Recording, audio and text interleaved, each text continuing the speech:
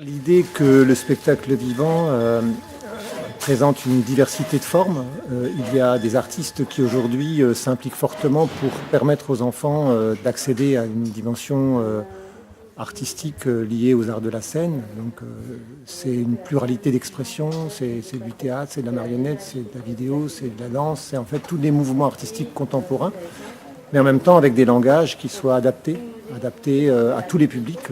C'est certain que ça ne s'adapte pas qu'aux enfants. C'est l'idée de dire qu'un bon spectacle pour enfants, c'est avant tout aussi un bon spectacle pour les adultes.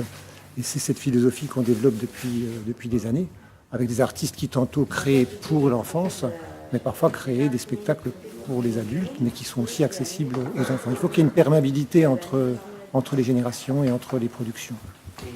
C'est un festival, comme vous le dites en préambule, qui est international, national, régional et local. Et je pense que vous tenez vraiment à ce qu'il y ait un ancrage très fort ici, Oui. autour de Mulhouse, à Kingersheim, dans la région, et que vous ouvrez les fenêtres aussi à l'ensemble des compagnies qui viennent de tous les horizons, de Bretagne, on en reparlera tout à l'heure, d'ailleurs en France. Et puis un grand focus cette année, notamment avec la Flandre, et puis évidemment des troupes qui viennent et des compagnies qui viennent d'autres pays.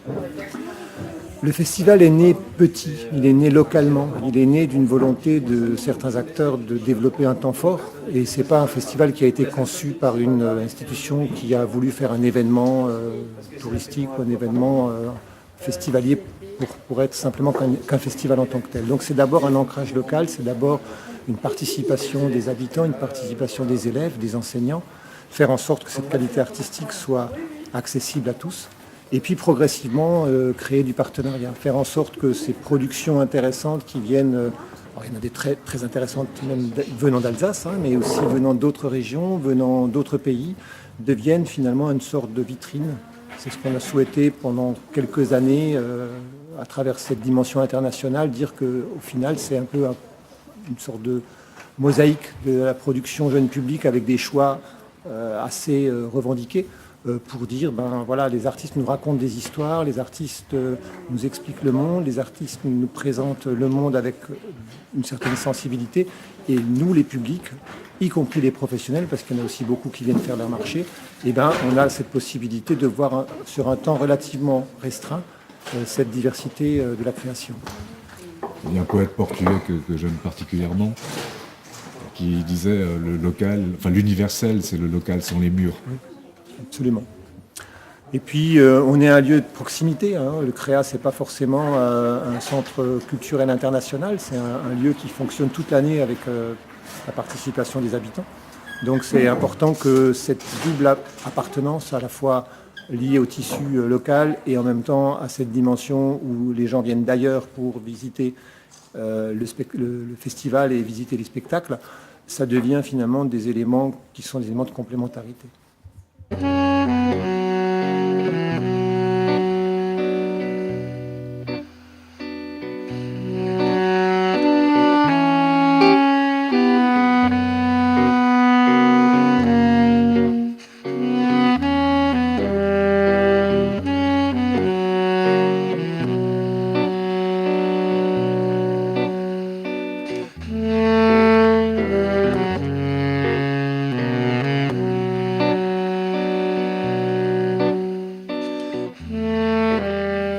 Alors c'est vrai que depuis maintenant 2-3 ans, on essaye de donner une couleur particulière au festival pour que ce ne soit pas simplement une sélection de productions intéressantes, mais de donner aussi une lecture d'un territoire. Cette année, on a choisi la Flandre et la Bretagne, qui sont le fruit de rencontres que nous avons fait aussi avec des artistes et des représentants de ces régions.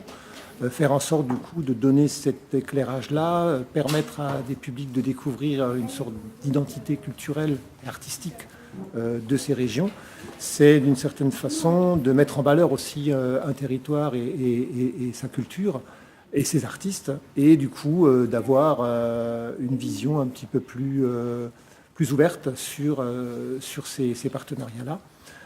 Ça devient un plus pour le festival. C'est en même temps l'occasion de parler d'artistes illustrateurs, parce que le festival n'est pas qu'un lieu de visionnage de spectacle, donc c'est aussi des plasticiens, c'est aussi des illustrateurs, ce sont aussi des rencontres culinaires, puisque avec les Sheds, qui est partenaire du festival, c'est aussi un lieu de convivialité. On considère que le festival, c'est un événement culturel pluriel et où toutes les cultures ont leur place. La culture du bien-être, la culture du bien-vivre, la culture du bien-manger, la culture du spectacle vivant, ça participe à une chaîne dans laquelle finalement on plonge le spectateur, on plonge les familles. Et c'est un peu ça notre volonté première, c'est de se dire que on est loin de l'idée du spectacle vivant comme finalité. C'est plutôt un des éléments, un des maillons d'une chaîne plus globale qui est celle de la relation à la vie, de la relation à l'autre, de la relation au bien-être et au bien en général. Voilà. Avec tout de même un lien très très fort à la création artistique. Oui, c'est ce qui nous identifie aussi un petit peu dans ce festival, c'est que sur une quarantaine de productions, à Kingersheim, il y en a plus d'une quinzaine qui sont des créations, donc des jeunes artistes ou des compagnies qui viennent tester, présenter leurs nouveaux projets. Donc c'est évidemment un challenge. Parfois, c'est un effet de levier pour ces projets qui, du coup, peuvent ensuite être visionnés par d'autres professionnels. Et c'est un élément qui permet ensuite à ces productions d'avoir une vie un peu plus importante. Donc c'est un enjeu important, mais c'est parfois aussi un risque parce qu'on vient sur le festival et on présente des spectacles qui, au départ, n'ont peut-être pas encore toute la maturité. Mais tout ça, c'est plutôt en direction, j'ai envie de dire, de la bienveillance des publics et de la bienveillance des professionnels que se joue cette relation création. C'est un moment important pour le public justement de voir quelque chose naître, oui, de cette première fois, justement de voir un spectacle se créer devant ses yeux. Ouais. Il n'est peut-être pas toujours parfait, mais on assiste à un moment unique. C'est un moment unique et puis ça permet de montrer l'évolution aussi des productions artistiques. Aujourd'hui, les esthétiques ont beaucoup évolué. Le rapport à la création s'est modifié aussi. On est sur des approches aussi où les esthétiques évoluent, les numériques est entré dans un spectacle vivant.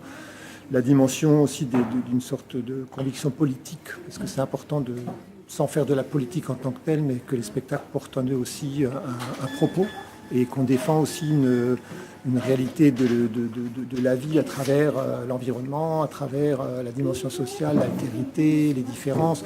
Les spectacles pour le jeune public portent en eux toute cette richesse-là, et peut-être parfois encore plus que ceux qu'on voit pour les adultes, parce qu'il y a cette nécessité de raconter des histoires aux enfants et de les former. I watched drones glitter in the dark near the Fallujah gates. All those reflections would be lost in time, like tears in rain. Al-Qaeda, America's heavenly warrior, selfishness, tyranny and Indian death, touchdowns, Al-Qaeda, America's heavenly warrior.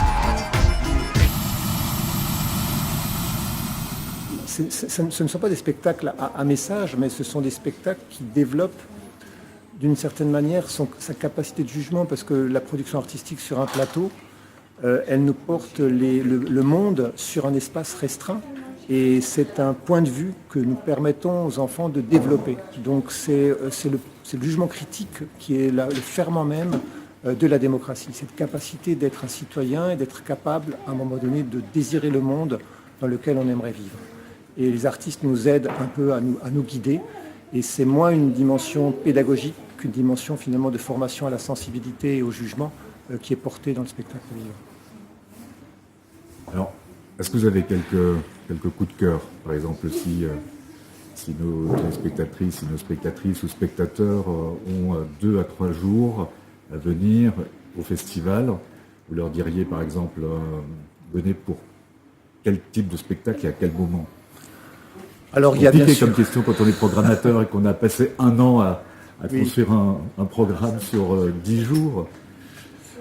C'est vrai que quand on a des petits-enfants, on a vraiment une sélection de spectacles pour les tout-petits, même si à l'heure d'aujourd'hui, il y a déjà beaucoup de places qui ont été réservées. Mais j'ai envie peut-être de mettre plutôt l'accent sur les spectacles pour les adolescents, parce qu'on a tous, en tout cas beaucoup de gens ont dans leur entourage des adolescents, soit parce que ce sont des jeunes adolescents qui sont leurs enfants, ou des amis ou autres.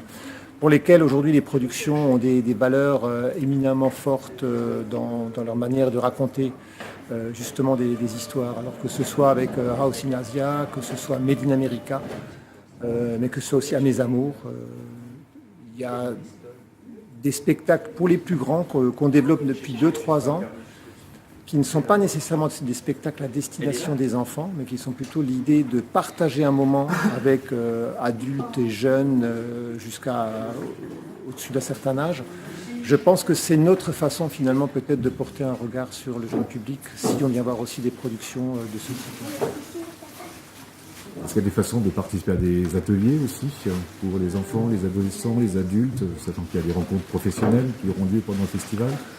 Alors, nous, toute l'année, on fait des ateliers ici, de théâtre, qui sont plutôt de la formation à la pratique amateur. Mais sinon, sur le temps du festival, il y a certains spectacles, comme On n'a qu'une vie, où ce sont des adolescents qui sont sur le plateau et qui auront été formés pour jouer une pièce qui a été mise en scène par des artistes professionnels. On a certains spectacles, d'ailleurs, comme House in Asia, ou une autre production, ce que j'appelle Oubli, où il y a également des adolescents qui sont interpellés et qui, à un moment donné, participent à des séquences du spectacle. Donc, c'est des mini-temps de préparation et ce sont des petits moments un peu symboliques, mais dans lesquels il y a une interaction avec des jeunes directement sur le plateau. Mais ce n'est pas le cœur du projet. Le cœur du projet reste avant tout des spectacles professionnels à destination du public.